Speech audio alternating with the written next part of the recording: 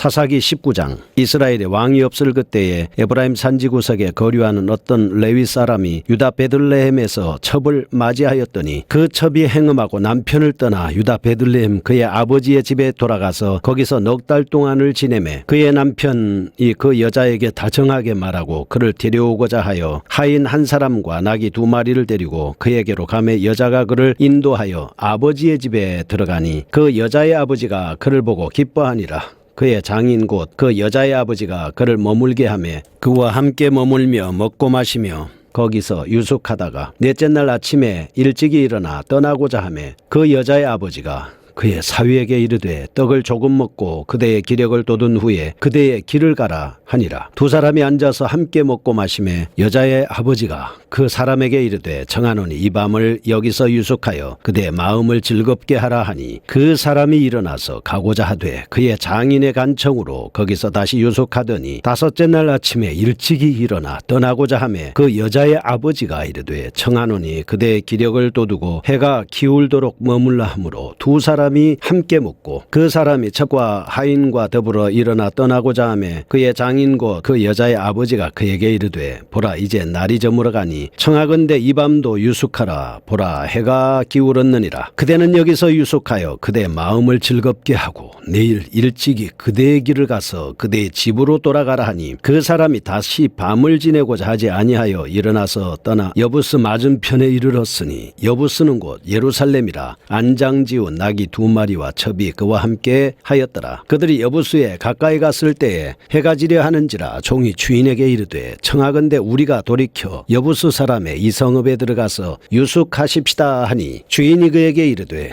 우리가 돌이켜 이스라엘 자손에게 속하지 아니한 이방 사람의 성읍으로 들어갈 것이 아니니 기브아로 나아가리라 하고 또 그 종에게 이르되 우리가 기브아나 라마 중 한 곳에 가서 거기서 유숙하자 하고 모두 앞으로 나아가더니 베냐민에 속한 기브아에 가까이 이르러 해가 진지라. 기브아에 가서 유숙하려고 그리로 들어가서 성읍 넓은 거리에 앉아 있으나 그를 집으로 영접하여 유숙하는 자가 없었더라. 저녁 때 한 노인이 밭에서 일하다가 들어오니 그 사람은 본래 에브라임 산지 사람으로서 기브아에 거류하는 자요 그곳 사람들은 베냐민 자손이더라. 노인이 눈을 들어 성읍 넓은 거리에 나그네가 있는 것을 본지라. 노인이 묻되 그대는 어디로 가며 어디서 왔느냐 하니 그가 그에게 이르되 우리는 유다 베들레헴에서 에브라임 산지 구석으로 가나이다. 나는 그곳 사람으로서 유다 베들레헴에 갔다가 이제 여호와의 집으로 가는 중인데 나를 자기 집으로 영접하는 사람이 없나이다. 우리에게는 나귀들에게 먹일 집과 여물이 있고 나와 당신의 여종과 당신의 종인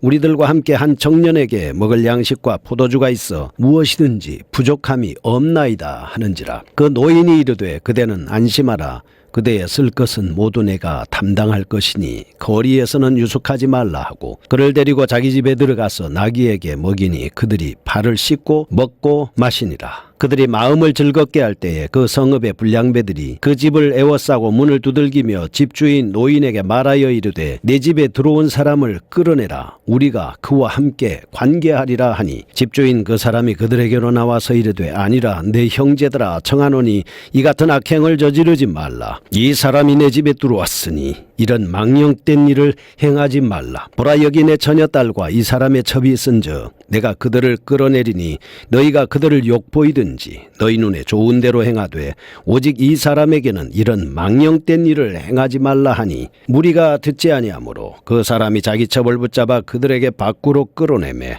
그들이 그 여자와 관계하였고 밤새도록 그 여자를 능욕하다가 새벽 미명에 놓은지라. 동틀 때 여인이 자기의 주인이 있는 그 사람의 집 문에 이르러 엎드러져 밟기까지 거기 엎드러져 있더라. 그의 주인이 일찍 일어나 집 문을 열고 떠나고자 하더니 그 여인이 집 문에 엎드러져 있고 그의 두 손이 문지방에 있는 것을 보고 그에게 이르되 일어나라. 우리가 떠나가자 하나 아무 대답이 없는지라. 이에 그의 시체를 아기에 싣고 행하여 자기 곳에 돌아가서 그 집에 이르러서는 칼을 가지고 자기 첩의 시체를 거두어 그 마디를 찍어 12덩이에 나누고 그것을 이스라엘 사방에 두루 보내매 그것을 보는 자가 다 이르되 이스라엘 자손이 애굽 땅에서 올라온 날부터 오늘까지 이런 일은 일어나지도 아니하였고 보지도 못하였도다. 이 일을 생각하고 상의한 후에 말하자 하니라. 아멘. 사사기 19장입니다. 타락한 레위 가정의 비극에 대해서 살펴보겠습니다. 19장에서 21장까지는 레위인의 첩과 관련된 이스라엘의 내분 사건이 언급되고 있습니다. 1절에서 15절은 발단에 해당되는 부분입니다. 레위인과 그의 음행한 첩에 관계된 말씀이 소개되고 있습니다. 16절에서 30절은 기부와 불량배들이 레위인의 첩을 융간하여 첩이 죽게 되자 이스라엘 비파가 내분에 도화선이 당겨지게 됨을 말씀하고 있습니다. 17장 18장에 기록된 미가의 말씀 기사와 그리고 19장의 사건은 연대적으로 직접적으로는 연속되지 않지만 내용상 주제상으로는 다음과 같은 연결점이 있습니다. 첫째, 두 사건은 이스라엘에 왕이 없을 때에 일어났습니다. 당시 이스라엘 사회 전반적으로 만연되어 있던 타락상의 일면을 적나라하게 드러내주고 있습니다. 두 번째, 두 사건은 레위인과 연관된 타락의 일면이라고 하는 것입니다. 셋째, 두 사건은 에브라임 산지에 살고 있는 레위인에 의해 발생했다는 점입니다. 아마 이런 연관성으로 인해서 본서 기자는 이 두 사건이 서로 시차를 두고 발생했음에도 불구하고 나란히 기록했을 겁니다. 19장에 기록된 사건은 사사시대 초기에 발생한 것입니다. 이때 아론의 손자 엘르아살의 아들 비느하스가 대제사장으로 있었습니다. 2장에서 이미 사사시대 전반에 걸쳐 펼쳐질 이스라엘 백성의 타락에 의해서 암시된 바가 있습니다. 19장은 그 실상을 보다 구체적으로 소개합니다. 타락의 심각성을 지적하지요. 본서 기자가 사사시대 초기에 발생한 본장의 사건을 본서의 끝에 배치한 것은 사사시대 전체가 이런 부패한 양상을 띠고 있었다라고 하는 강조할 목적에서 이렇게 배열한 것이다 볼 수 있습니다. 더욱이 이러한 부패 사건의 책임의 절반이 여호와의 신앙으로 전 이스라엘을 끌고 가야 할 레위인에게 있었다라고 하는 점은 사태의 심각성을 한층 고조시켜주고 있습니다. 그러므로 이상과 같은 본문에서 우리는 다음과 같은 사실을 발견할 수 있습니다. 첫째, 하나님께서 직접 통치하시는 신정시대 하나님의 백성들은 하나님의 법을 파기했습니다. 각기 소견에 옳은 대로 행했습니다. 하나님의 나라를 악으로 물들이고 말았다라고 하는 점입니다. 출애굽 이후에 가나안 땅에 정착하면서 이스라엘 백성들은 가나안인들이 섬기는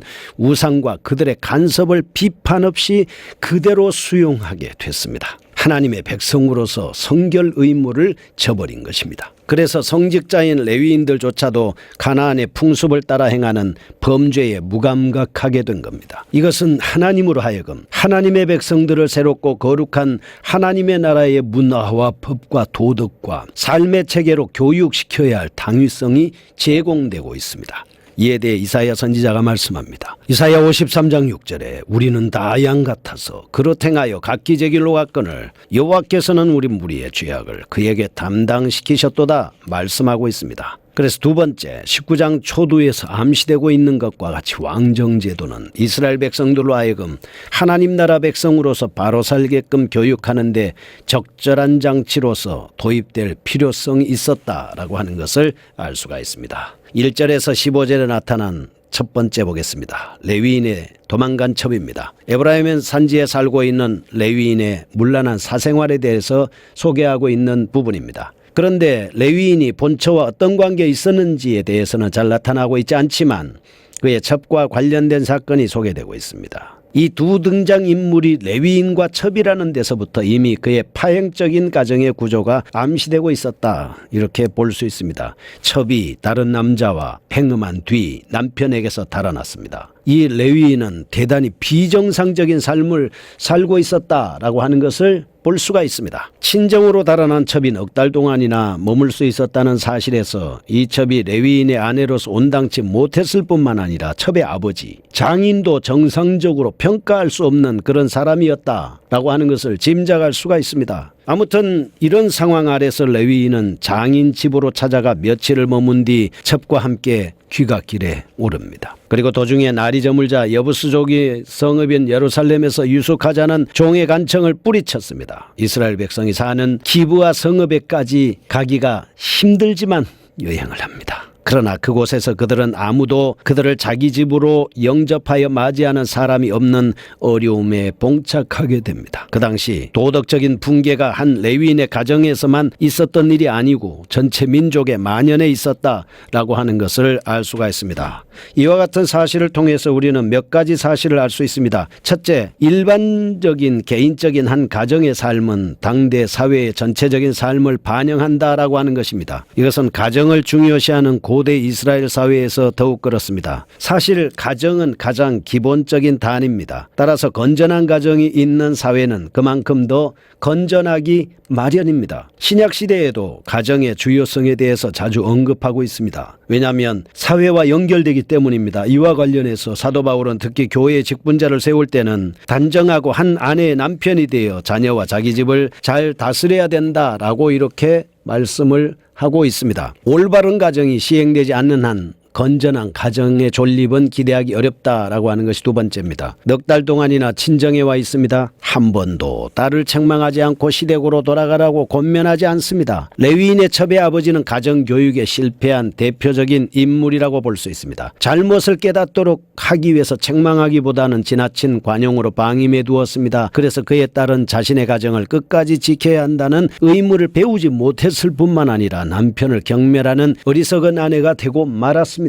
세 번째, 한 사회의 기본적인 윤리는 도덕성의 척도가 된다는 것입니다. 나그네를 대접하고 사랑하는 것은 이스라엘 사회의 가장 기본적인 윤리입니다. 그럼에도 불구하고 기브아 사람들은 레위인을 냉대했습니다. 도덕적인 타락한 실상을 드러냈습니다. 예수 그리스도께서는 나그네 된 자를 영접하는 기본적인 윤리조차 없는 사람들을 마태복음 25장 43절에서 책망하고 있습니다. 이러한 윤리의 부재가 이방인인 여부수 사람들에 의해서가 아니라 이스라엘 백성의 기브아에 사람들에 의해서 드러났다는 점에서 심각한 타락성을 볼 수 있습니다. 두 번째, 16절에서 30절입니다. 기브아 불량배들의 죄악입니다. 레위인이 당한 비극에 대해서 언급하고 있습니다. 어렵게 기브아에 도착했습니다. 유숙지를 얻지 못했습니다. 레위인과 그 일행은 한 노인을 만나 그 집으로 인도됩니다. 그런데 그날 밤 기브아 불량배들이 찾아와서 행패를 부립니다. 그로 인해서 레위인 첩이 윤간을 당해서 죽는 비극이 발생합니다. 이에 레위인은 자신의 집으로 돌아와서 첩의 시신을 12조각으로 나누어 이스라엘 사방의 기브아 비류들의 만행을 알리게 됐습니다. 이 사건과 같은 기브아 불량배들의 만행은 마치 소돔 사건의 재현인 듯한 인상을 보여주고 있습니다. 우리는 이러한 사건을 통해서 첫째, 사단의 나라는 기본적인 윤리에서 파괴가 시작된다. 기브아 비류들이 행하려 했던 이 악행, 남색이라고 하는 것은 남자가 남자와 더불어